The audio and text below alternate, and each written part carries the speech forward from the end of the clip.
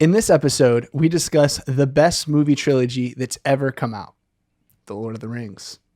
I'm walking the streets of nowhere. I'm playing the game with no regrets. I'm crawling out from the gutters. Clown and the Joker's all you guess.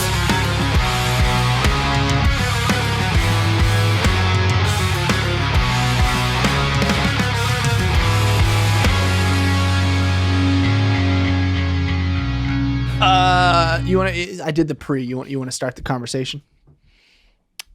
So before we start the conversation, hold on. I gotta get something real quick. Let me. Oh, we're live. We're doing this right now. Dead air. Terrible podcasting. We're doing it right now. Oh my gosh. Oh my gosh. We're doing it. We're doing it live. You have to keep them on the whole pod now. You can't take them off. Oh. You have to leave them on. But That I is can. beautiful. Oh my gosh. I got them in. You didn't tell me they had a. I they got had the a- new ones. What is the connection though? What is that? Dun, dun, dun. What the heck? All right, so this is what I need you to do. This is what I need you to do. This is I off the can't. rails It's so already. hard to put them on. All right, no. Take the normal glasses off. Take the normal glasses off and take the little thing off. Ouch. Yeah. And just put the little thing on. Oh, Take the, it's like a double monocle. it's the other best movie trilogy. The Wait, red give me- pill give- or the blue pill. Yeah, there you go. Give me some Morpheus quotes here. Oh, geez. I wish I remembered any. Why are you looking away from the camera with these on? Because I'm trying to hold them up. They don't stay on my nose. But even when you put them on, you like looked off to the. It's like you think you're super cool or something. You do. I look am really super cool. You do look really cool. They don't stay. Dude. Oh, I'm crying and my eyes are burning. I thought you would. I thought you would appreciate that. I got the new glasses in. Oh Jesus! I know that has nothing to do with Lord of the Rings, but I thought No. you'd be excited about them. They look great. I look terrible. You've I like ruined 'em. my face. Jesus. Oh my gosh. Dude, I've been thinking about that all day. Oh, dude, I've been thinking about I that loved, all day. I loved the reveal. I loved the pop on. I loved everything about it, man. A plus podcasting. I was giving you crap for the dead air. Thank you. A Thank you. plus. Yeah. It's all worth it. They came in today? Yeah, they came in today. I like them. Do they look? I like the rims. They're kind of Yeah. thin. It's They're nice. It's thin. not too Harry Potter. It's more like a nice little oval thing. Like it comes to a point. It's cool, Yeah. man. And it's got a little shoop shoop. I was trying to replicate the glasses and the AI art that is our logo, kind of.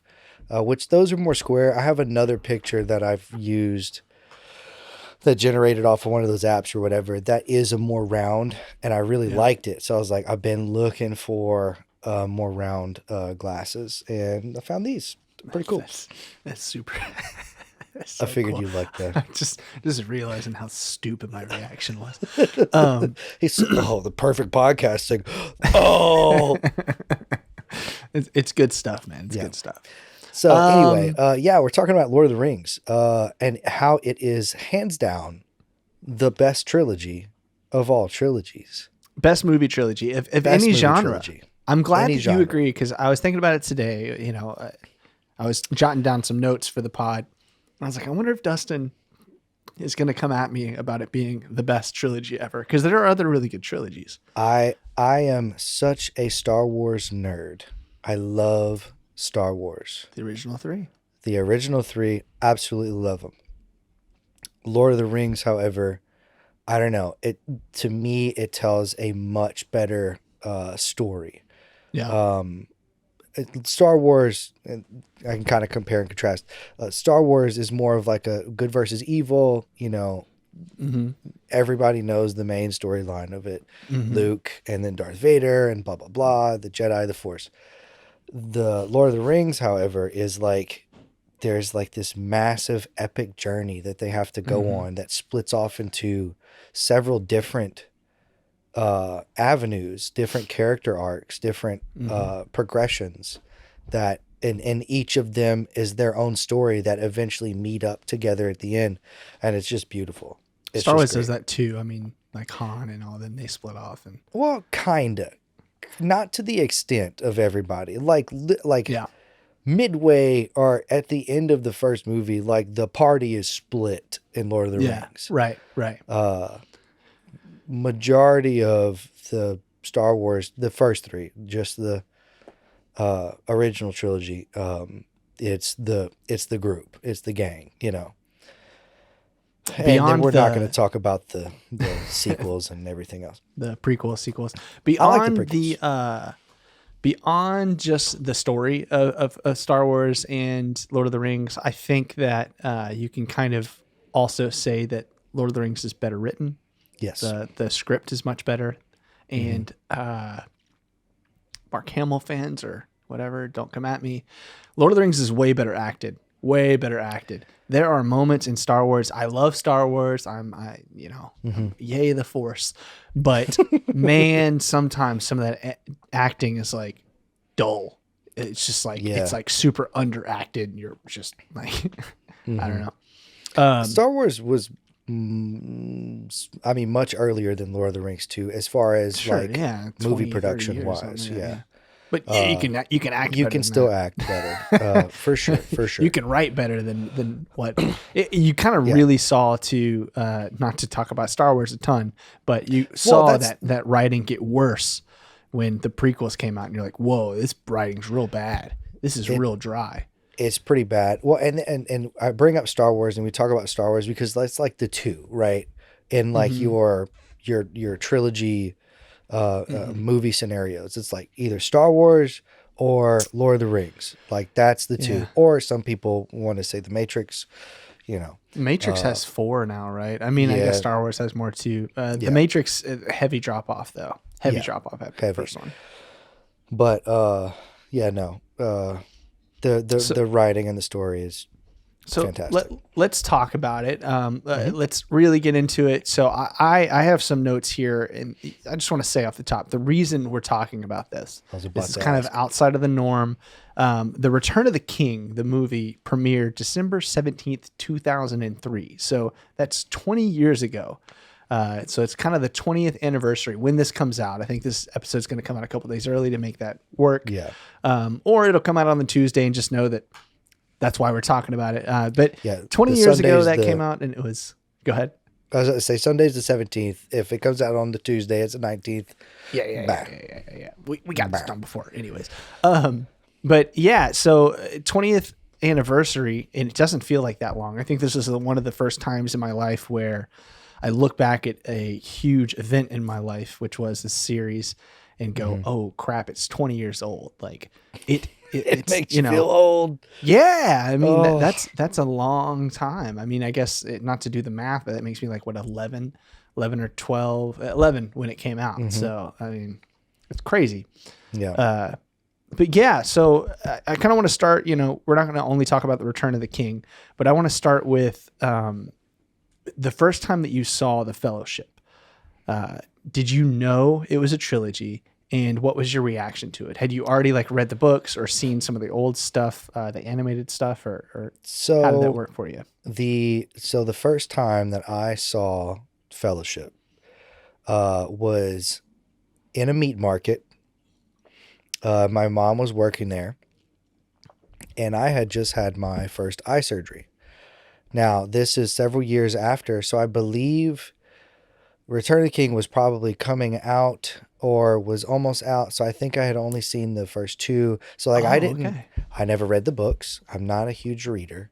Surprise. Probably not. And I never really saw any of the animated stuff. So like my first, introduction to Lord of the Rings was the movies. And like I basically sat down. I think I still have, I think I have the DVDs of them. I can't remember. It's on my shelf up there. But I sat down and watched through, I believe the first two. Oh wow! While in that little side room, while cause I was healing and stuff, whatever. Right. So that was my introduction. I didn't know it was a trilogy. I mean, up until after I finished the second movie, and I'm like, oh my God, there's more, but that's kind of my introduction to it. So we went and saw, my family, we lived 45 minutes away from the nearest theater. So like going to the movies is a big deal. But we did it kind of often. Like it was a nice little movie night for us. Yeah. My family went and saw the Fellowship, and I remember it like changed my life. I didn't know that there was stuff like that. Right. Yeah. You see, like, I know I had seen like Excalibur when I was a kid, which is kind of like a Merlin, King Arthur thing. I'd have to watch it with my parents because there's like bad scenes in there and they'd have to skip it, So I knew that the genre existed, but I didn't know it could be done so well. So I instantly loved it. I didn't know it was a trilogy. No one in my family really knew it was a trilogy. I think maybe other than my dad. And I just remember vividly driving home, that 45-minute drive home, and where, we would decompress and talk about the movie. What did we like? What did we not like? And I just remember my mom, shout out Patty Webb, goes, that was the stupidest ending of a movie I've ever seen in my life. Because we all thought, not just her, we thought it was just one movie. And I was like, I liked the cliffhanger ending. I wonder if Sam and Frodo, ever got the ring to Mordor, to Mount Doom. Yep. And so I think we either figured out like the next day or something like that, like it was a trilogy. And then we were like, oh, whoa, there's going to be more. Yeah. Because we were all like, that was so good. I wish they had wrapped up. I guess they just ran out of money. They just didn't wrap up the story. But yeah, so I vividly remember that. And then moving on to the second movie, when that came out, we were obsessed as a family. So we went to church every Sunday. I don't know. We go to church on Sunday, like basically we would go 3 times. We'd go morning Bible study. We'd go the morning thing. And then we'd go like an evening church. Evening church was like kind of more of like a study session. It's honestly, evening church in the church that I grew up with, it prepared me for college. Yeah. We were talking about maps. We were talking about translations. We were talking, it was crazy. But after evening church, my dad would be like, y'all want to go see Lord of the Rings again? 2 Towers? And we'd be like, yeah. And we did that for weeks after weeks after weeks. And we'd have school the next day. So much so that I have memories of waking up in the movie theater at the end when the Battle of Helm's Deep is going on and the lightning starts. It would get really, really loud in the movie theater. And I'd be so tired I'd fall asleep. Yeah. After the first couple of times of watching it in the movie theater, and I just remember being like, "Oh, da da da, dun dun dun," like we're here, Yeah. So it's like Lord of the Rings to me is the first, and really the one movie franchise that my family loves and is a staple of our connection to each other. Yeah. My dad for years would talk in Lord of the Rings quote. What I mean by that is that's just so weird to like think of your dad quoting Lord of the Rings. My dad, yeah. Yeah. My dad's very a Southern boy, he's really funny. Like he's kind of shy in public, but he's really funny behind the scenes. Yeah. But he would be making deer meat or something like venison. And we'd be like, Dad, what's for dinner? Be like, looks like meat's back on the menu, boys. Like just stuff like that. And you're like, all right, Dad. It's just good stuff. Don't mean to hog the conversation, but like those first 2 movies for me were like huge in like my family life early on. Yeah. Like I would have been like 8, 10, somewhere in there. Yeah. But it's crazy. That's that different. Yeah. So I have more Lord of the Rings stories, but I wanted to kind of put this to you. Okay. I want to know, what is your favorite movie out of the 3 and why? Oh. Like, what's the top movie? Ooh. Actually, just rank them all. Rank them in order of your best to your worst. So Fellowship would probably have to be number 3 for me. Only, and we're just talking about the 3 of them. Yeah. Fellowship is number 3. One of them has to be the bottom. It starts the story, right? And there's not really a lot that goes on. but you kind of get a taste of what's going on. I think, man, that's such a hard choice between 2 and 3. Oh, I probably for nostalgia reasons, I would put 3 as number 2 and 2 as number 1. Yep. Okay. So Two Towers is number 1 for me. Return of the King, number 2. Fellowship is number 3. I think purely for nostalgia, because I watched all 3 as a kid, but I watched 2, back then. There was just a lot that went on in 2 as well. 3, I mean, you had the massive battle and like all the really important stuff happens. But I don't know. I think 2 is probably my favorite. So I'm kind of in the same vein as you. My favorite by far is the Two Towers. Yeah.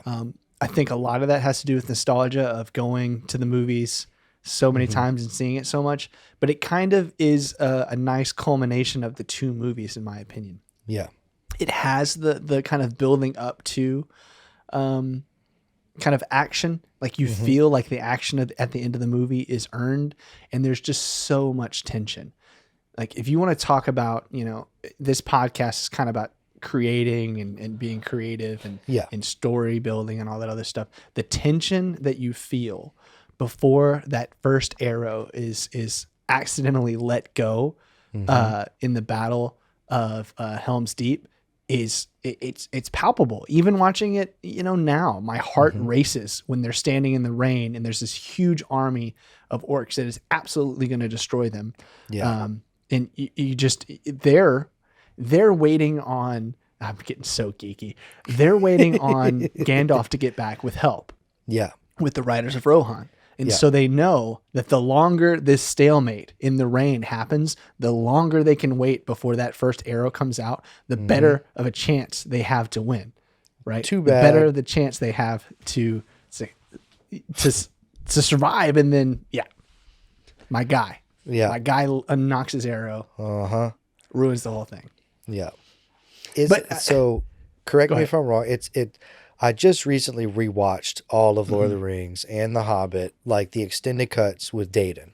Right. But it's been a few months, so I haven't gotten to do my homework before we record this. So I'm kind of rusty on like timeline stuff. When is the fight with the elephants? Is that 2 or 3? So that is the Battle of Minas Tirith. So okay.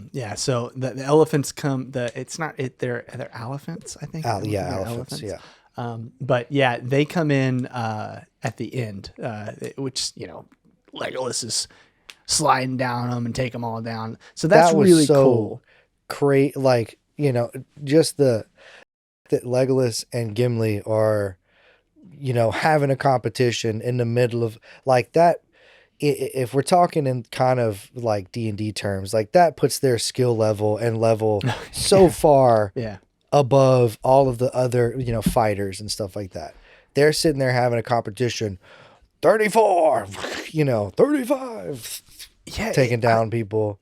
That's a cool angle too, because their skills are so different. You have the definition of speed and finesse, agility in Legolas, and then you have just kind of brute. I wouldn't even say strength. Gimli's strong, but you have kind of that like unorganized, unathletic, gonna just take people down in Gimli. Yeah. No, that's definitely one of my favorite fights, just because it's like a really cool fight and it's really fun. It's funny. It also brings in I love the Black Riders, the old kings, and I love those dragons that they ride on. Just all of that stuff. It felt big and epic, which is why it's gonna sound wrong that that's actually my third favorite movie. So for me, it's Two Towers, Fellowship, and then at the bottom is actually Return of the King. Really? Yeah, because there's something that in Fellowship, the storytelling, it's a long movie. There's honestly not a lot of action. There's a couple of chase scenes, but not a ton of action. Just feels, I don't know. It's just like the best way to do storytelling. It's very influential. It's the start to of an me. adventure. It is, yeah. Yeah. I think if Dustin and I play D&D, it's no secret. We play with my wife and one of our best friends, Nathan. Shout out. I saw him the other day. He said he listened to the pod, and we mentioned him, but we didn't say his name. So boom, we got you, bud. There you go, Nathan. So we all play D&D. My brother's John's about to jump in there too. But I would say our D&D campaign for the most of the time lives in the world of Fellowship of the Ring. That's kind of more my style. You know, it's that building, and eventually we get to the Return of the King where like there's this massive fights and all that other stuff. But I like the character building and then meeting people and all of that, and that's kind of what the Fellowship is. And everything in the Fellowship is still a little bit more of a mystery. Like, who are these riders that are coming after these hobbits? What is this ring? What's the story of the ring? There's just so many possibilities, and it's nuts. They took a story, obviously a very long story, and a lot of your, I guess, just one movie, fantasy, adventure, whatever. You'll see that same like arc, like it's the start and then it's like in the middle, it rises and then the fall to the, the climax of the story. Well, they basically took that in like 3 movies. Yeah. You got the start of the adventure, the rise, and then like all the stuff that happens in the middle, right over the top, and 2 towers, and then boom, the culmination of all the stuff. Like they spanned it over such a long period of time. And then especially with all the extended cuts too now, which are nuts. Yeah. Love the extended cuts. I think some of the best stuff in Lord of the Rings, the Return of the King, the Mouth of Sauron is one of my favorite characters. Yeah. I just really wish it wouldn't have got a cut. I understand why it got cut because it's a little different. It's a little weird, but super cool, weird character. And Aragorn's reaction to him is really cool too, where this guy's just talking his ear off, just doing the whole bad guy, just telling the whole plan type of deal, and then Aragorn's just like, off with your head, dude. I don't even care to listen to you anymore. What's interesting about that, we're not, at least you have a degree in film. I don't have a degree in film. I don't know anything about writing scripts. Actually, I'm not that. Weirdly, I'm the DM of our D&D campaign, but I don't like doing videos that are more fantasy. All that other stuff. I do like doc style films, but I don't know that it follows. Each story follows the normal storytelling kind of playbook, because the rise is a lot longer on all of these movies. The rise is to like almost the very, very end, and then you have 5 minutes at the end that's kind of the downfall. Yeah. Right. So in the first movie, you're rising and rising and rising until you have the party splitting up, and then you have kind of the first attack from the orcs. So you're kind of introduced there, and then there's a little bit of a 5 minute where Sam and Frodo are walking off and looking at Mount Doom. In the second one, huge momentum build into the Battle of Helm's Deep, and then just a little bit of a fall off at the end. Yeah. Barely anything. The last one, huge build into the Battle of Minas Tirith, and then a little bit more at the end of kind of everything settling down. But I wonder if there's something to be said about those big moments and like putting them at the end, because it's a 3-hour movie and people sat down and they were good enough to where the climax isn't until like 2 hours and 45 minutes in. Right. Well, it's impressive because, okay, like I said before, they did that story structure over the 3 movies, but each movie itself also accomplished that motion, that storytelling, which is impressive. Like how you can like take the idea and then like compress it into a movie and still think of the overarching timeline or the overarching storyline. It's just really cool, that they were able to pull that off, which, I mean, something like Lord of the Rings, I would assume that it could be relatively easy because you have the source material, the books, right? So you know whether or not you leave stuff in, you take stuff out, you know that there's going to be 3 movies, right? Right. So you can kind of plan, oh, okay, well, we know we want to hit these points in this movie and get to this area and make it rise this way. And then this is going to be a perfect drop off. Boom. Yeah. 2 towers, same thing. Boom. And then go into Return of the King. Just the flow of it is just fantastic. I think that it probably wasn't that easy. And I think that's the most impressive part of it is that you have this mythical, legendary source material that is so easy to mess up. I mean, we're seeing stuff get messed up all the time. You know, and I'm sorry, Amazon, the Lord of the Rings series is darn near unwatchable to me. It's just not good. Yeah, it's okay. And the source material there is a little suspect too, right? It's kind of pulling together different stuff. I was going to say, what are they pulling from? Is it pulling from different writings and stuff? Yeah. Oh, okay. Because I know there was like, you have the Lord of the Rings books and you have the Hobbit. But then like there's like another. Oh, there's tons of stuff. Yeah, there's the Silmarillion, That's right. if I'm saying that wrong. But I don't think they have access to that. Yeah. They have access to like his notes and his other writings. And but it's easy to mess up that. I think that what Peter Jackson did was incredibly impressive and probably could have only been done by someone that was kind of a nerd about the source material and that respectful to it. Do you find yourself craving something sweet, cold, and made of the softest snow you've ever seen in your life? Well, you're in luck, because us here on Deaton Street know of the best place to go. Snowbees Express, located in Jennings, Louisiana, is the #1 spot to stop for all of your snow cone, soft serve ice cream, and soda on shaved ice needs. They're open year-round because here in Louisiana, we sometimes only get 1 week of cold winter days per year. So come on down to the Red Train Caboose. Yes, you heard that right, a literal caboose, located in Jennings, Louisiana, 420 Roberts Avenue. Currently, they're open 1 to 5, Monday through Saturday. You can find them on Facebook as well to book a party. Just search Snowbees Express and reach out. That's SNOB' Express. I will say, here's the thing where he messed up. Having read the books. Because I don't know. I haven't read them. If you're watching this, you know, if you ever have a chance to rectify this, I suggest you rectify this, okay? In the Fellowship of the Ring, there is an amazing character. I know who you're talking about. Tom Bombadil. This beautiful singing woodsman that we're not sure what he is. But, you know, the ring doesn't really affect him, and he's really proud of his wife, his beautiful wife, and he doesn't really want anything in life other than what he has, but he offers comfort to the party as they're traveling, and he sings so much.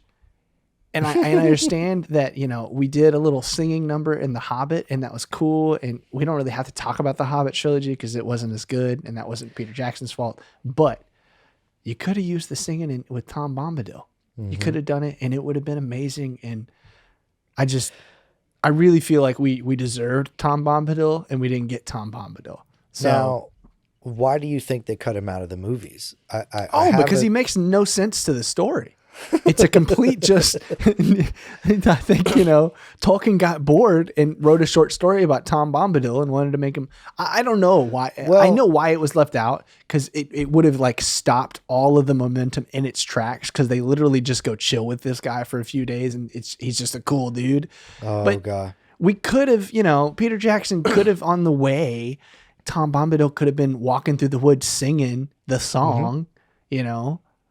Now, you did say something that could make me think of a good reason why. Yeah. You said that he is not affected by the ring. No, he's not. Like he's just not. I mean, in theory, that would just negate Frodo, essentially. Well, he didn't want it, and he wouldn't do it. Oh, okay. I think he wasn't even like tempted by the ring. Like you see people like Gandalf. Yeah. Get it away. Yeah, Galadriel. They were all tempted by the ring, and Tom Bombadil's like, "Ooh, I'm Tom Bombadil." Like he's just kind of singing and having a good time, you know.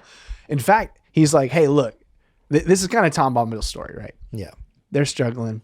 He brings him in. He's like, "What's up? I'm Tom Bombadil. I like to sing this song, and this is my beautiful wife. Beautiful wife. Meet these hobbits. They've got a ring. It's like the worst thing in the world, most powerful thing in the world, but I'm Tom Bombadil. I'm not worried about it. Yeah. Y'all can hang out here for as long as you like." They hang out for a few days. Frodo or whoever's like, "We got to go." All right. On your way out, I'll let you know that little song that I was singing. It's actually a pretty cool song. Next time you're in trouble, sing that song. You'll be all right. They go out. Something happens to them. They're like, "I'm going to sing the Tom Bombadil song." I can't remember if he shows up or not. But they get out of trouble from the magic of song and dance. What's better than that, Peter Jackson? Why didn't we get that? Yeah. Where's the bard when you need him? Who are you to take that away from us, Peter Jackson? You gave us the best trilogy ever. Dare you? Ever? But you denied us Tom Bombadil. And for that, we're not happy. Now, Sorry. you know who didn't forget about Tom Bombadil? Oh, who? Magic the Gathering. I've been playing a lot of Magic lately, and Is they Tom just come out Bombadil? with, well, they have a Lord of the Rings set of Magic cards. I think you would very much appreciate. But there is a Tom Bombadil deck that you can run. It's pretty cool. Let me tell you this. I'm not interested in Magic at the Gathering No. because I have enough hobbies. Not because I think it's dumb, because Yeah. those are D&D books, my friends. Oh yeah, I am a nerd. I'm a sporty nerd, as you can see by the Houston Astros thing. But notice there's more D&D than there is sports. It tells you how much of a nerd I am. I just don't have time for it. But if anyone is listening, and I've told my whole family I'm not doing Christmas, but if anyone's listening and they're looking for something to get me for Christmas, I just want one Tom Bombadil card. Does he have his own card? Just one card? Yep. That's all I want. I will frame it and I'll put it up there. It'll be next to the W. Mm-hmm. Hook me up. Noted. Thanks, buddy. Don't buy me, because then I have to buy something for you. And You don't have to buy me nothing. we should come out with a Christmas episode, and I'll dress up like the Grinch, because I can't do it. So I can't either. Oh, okay. We'll both be Grinches then. Yeah. Well, we had that one idea. I can't remember. We'll talk about it. We'll talk about it off mic. You know what I'm saying? You'll remember. I have notes here. I'm going through my notes. Okay. Okay. I do have a question, but I might save it. I don't know. What is your opinion on the Eagles, and why the main argument for everybody, and I don't care either way, but the main argument for everybody, why didn't they ride the Eagles to Mount Doom and throw the ring in? Yeah. Okay. You want to know why? Yeah. Because that's there wouldn't be a idiotic. movie. There's a freaking huge giant eye in the sky that is constantly looking for the ring in freaking Mordor. Yeah. And there are dragons that are flying around the marshes. Why the heck would you? It's a stealth mission. It's a stealth mission. Why would you come in with freaking like huge planes? It's like taking tanks on a stealth mission, guys. Mm-hmm. Come on. What are you talking about? Also, I knew I would get like you heated on it. It's just a stupid thing to be upset about. And there's so many people that make that argument. It's like, why? Why? Do you not understand? Are you not thinking about tactically what would have happened? The eye would have seen all these freaking huge birds. The eye would have disintegrated the birds, and then we would have had no movies. Well, even if they would have gotten past the eye, right? They'd have gotten past, you still wouldn't have any movies. Because it would be like a one-time trip. That's it. Yeah. Like there would be nothing. Yeah. I figured, I thought you would like that question. That's the other side of it, right? So the in story side of it is like, it's just an idiotic thing to think that they could have taken the Eagles the whole way, right? Yeah. The Eagles helped out as much as they could.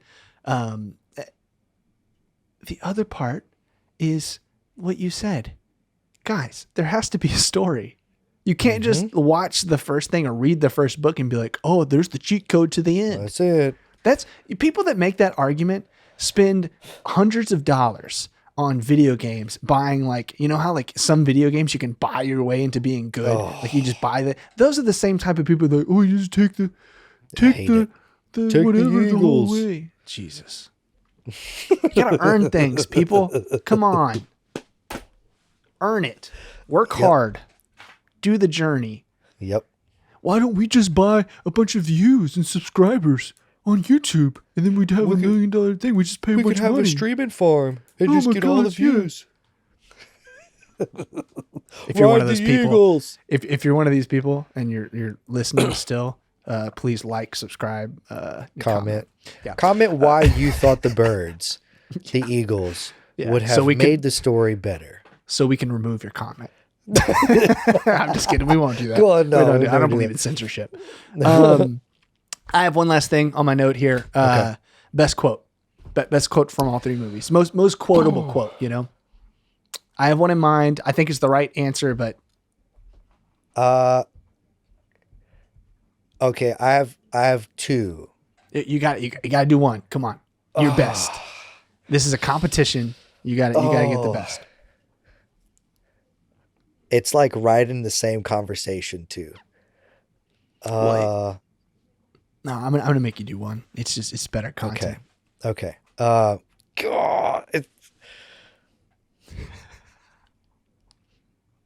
I think I'll have to go with what about Second Breakfast?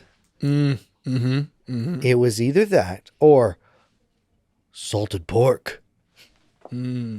Very, very simple, but I love those two. Basically, it's all in the same conversation. I think Second Breakfast is amazing. I've heard Second Breakfast a lot. Yeah. Still in pop culture. But I think that if you don't go with a Gandalf quote, which Gandalf is the best, he's the best in everything. You shall not pass. You shall not pass. Yeah. Yeah. Easily. Also, honorable mention, Fly You Fools. Yeah. Fool of a Toque. A wizard is never late. He arrives precisely when he means to. Yep. There's just so many. Many. Okay, another Christmas idea for folks, for me. But don't buy me gifts because I don't like Christmas. But the secondary Christmas idea, I just want a book that's leather bound in really nice quality on the best paper that you can find. So this is probably expensive. It could take a lot of time. With just Gandalf quotes. Spare me all the rest. Just like as if it's a philosophy book, but just with Gandalf quotes. Just Gandalf. And I think it should be called, Fly You Fools. Because that's a very that makes me get up in the morning. If I woke up and I was like, oh, I'm kind of tired, he's like, Fly You Fools. I'd be like, all right, yeah. Gandalf said, get up. I got to get up. I got to go. Yeah. Yeah. I mean, Gandalf is so quotable. I love either Second Breakfast or salted pork. It makes sense that you would be more of like a Merry and Pippin guy, It's love him. Love him. All of the characters are amazing. Minus Boramir. Really? Yeah.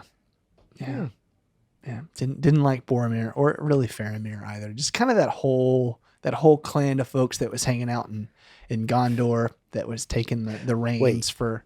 Wait, you didn't like them or? Didn't like. Oh, okay. I was thinking we were talking about favorite characters. No, you didn't like the mirrors. I didn't like any of those folks that were. Maybe it's just because I'm a big Aragorn guy, But. Yeah, especially the one dude who freaking ate the cherry tomato. What? He is the. Oh Jesus! Why can't I remember his name? I can't remember. No, he's the steward of Gondor. Yes. Yeah. I can't remember it. I don't remember his name, but he's the steward. But yeah, whenever God, look, it's been months since I've watched the movies. Is it Merry or Pippin that sings to him? Don't make me do this. I already can't I'm remember terrible. His name. Don't make me do this. when the Hobbit, I think it was it was Mary. It was Mary. Mary. It was Mary. Yeah. No, whenever Mary sings to him and he's like eating, and then it's just like so sloppy. I'm like, you're just repulsive. Good cinematography too, because it really good storytelling in general. Because he's eating like what looks like turkey and tomatoes, but with the way he eats the tomatoes and the framing of that shot, is just makes you think of blood. It's not blood, but it just makes you think of blood and icky, and it's just you can kind of tell he's not aware of himself. He's not aware of the world around him. He's only thinking about himself. Yeah. Well, does it cut back and forth in that sequence to like a battle, or am I remembering that incorrectly? I can't remember because I think a good year since I've seen these. I was going to rewatch them today, but I got busy. Yeah. And I didn't have 9 hours. I was going to try to skim through. Yeah. Me and Dayton finished them in a weekend. Yeah. I can't remember. I know that's right before an epic scene of Mary singing, which again, Peter Jackson, obviously we could have had singing in the first one too. Yeah. But no, I get what you're saying though. Like the symbolism behind him eating and like, it's just so oblivious to everything. It's just good shots, good cinematography. Yeah. And it makes you feel what you should feel. Like, so by the time that he's dousing himself in oil and about to burn himself alive, we care, but we don't care because of the person. We care because he's being an idiot and he's about to kill his son. It's just the whole thing. We care because you're wasting the oil on yourself. Sorry, no. it's just so good because the whole thing makes you feel what he wants you to feel. Right? Peter Jackson is very good at eliciting that emotion. I think that The Hobbit was a mistake, but I think that the executive or the producers made him do 3 when it should have been 1. I don't think that was his. I don't fault him. I enjoyed The Hobbits. That's just a hot take. They weren't Lord of the Rings for sure. But I thought the Hobbits movies were a fun few to watch. Again, I haven't read the book, and I know there's a lot of liberties that were taken or whatever. So like I just know the movies. I think we were deprived from one good Hobbit movie. I think if they would have went to Peter Jackson and said like, hey, we're not going to force you to do 3 movies, just do it in 1. We could have had like a cinematic masterpiece that like was on par with everything. Yeah. And if they'd have shot it at the right frame rate, then, everybody would have been happy. It's 30? No, it's I'm going to be wrong about this, but I think it's like 48 or something. Oh yeah. It's one of the It's like, it's weird. They definitely did not need to shoot it that way. And that was a huge complaint from everybody. They're like, it looks weird. It did look a little weird, but I'm okay with stuff like that. Like I notice those things less than other people, I guess. I'm less distracted by that type of deal, but anyways, so 48 frames a second. Just look 48. Long story short, I think that through this 44-minute conversation, we have definitively proven that The Lord of the Rings is the best movie trilogy that's ever been released. You can take that to the bank, and we did the dang thing. So, we did. Now, I would like to see people, if they get this far, put in the comments what your favorite movie trilogy is. Whether it's Lord of the Rings, whether it's something else. I don't know. If you like The Hobbit more than Lord of the Rings, we'll accept that you're wrong, but it's okay. Put it in the comments. Yeah, and while you're doing that, like and subscribe. It does help us in the long run and helps defeat the Algar Dragon.